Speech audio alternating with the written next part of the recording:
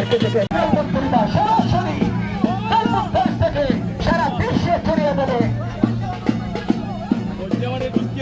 Football টুর্নামেন্টের final ম্যাচের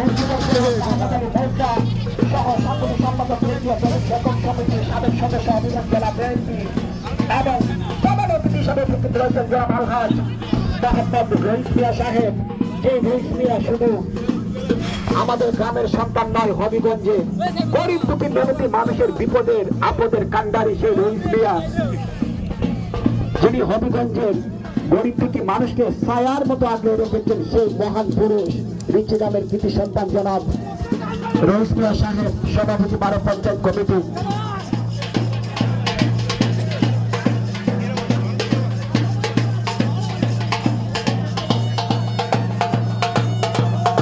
আমরা যাদেরকে দাওয়াত দিয়েছি, যাদেরকে আমরা মেহমান হিসাবে আমন্ত্রণ করেছি, তারাই প্যান্ডেলে উঠবে, তারাই উঠবে। আপনারা আউট করে দেখছে, আপনারা দয়া করে উপরে উঠবেন না।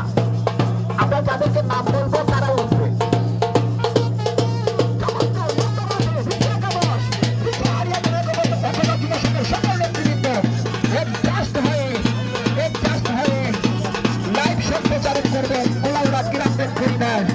সারা বিশ্বে ছড়িয়ে দেবে রিচি শেখ সালামিন মোটরসাইকেল বিশ্বকাপ ফুটবল ঢাকা টুর্নামেন্টের ফাইনাল ম্যাচে সিএল সেভেন পরার সুপার একাদশ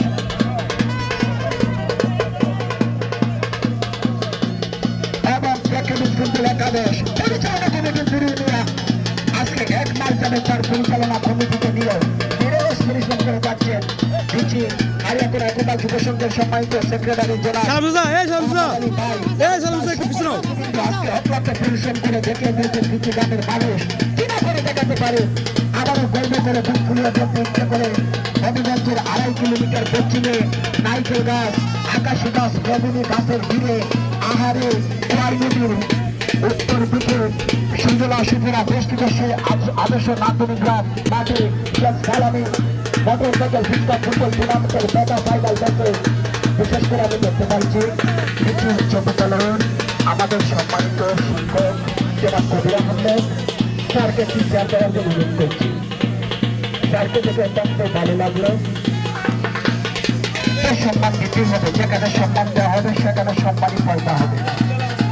তো এগিয়ে যাক রিচি গ্রাম, রিচি একাদশ রিচি ফুটবল টুর্নামেন্ট। সেই প্রত্যাশা যারা দূর দূরান্ত থেকে এসেছে রিচি গ্রামের প্রতি দর্শক অনুরোধ করবো, সকল মেহমান আজকে আমাদের মেহমান, সকল দর্শক আজকে আমাদের মেহমান। কারোর সাথে মন করতে কোনো আচরণ না করি, কারোর মানে ভ্রষ্টভাবে ভালো আচরণ সব আচরণ আমরা বজায় রাখার চেষ্টা করি। আজকে একটি মাত্র দিন, খেলা চলে যাবে কিন্তু মানুষের কষ্টটা থেকে যাবে, কাউকে আমরা কষ্ট না দিই। লেফারি, আমি আজকের লেফারি যারা দায়িত্ব থাকবেন আমি লেফারিকে আসার জন্য অনুরোধ করছি এবং 2 দলের শুভ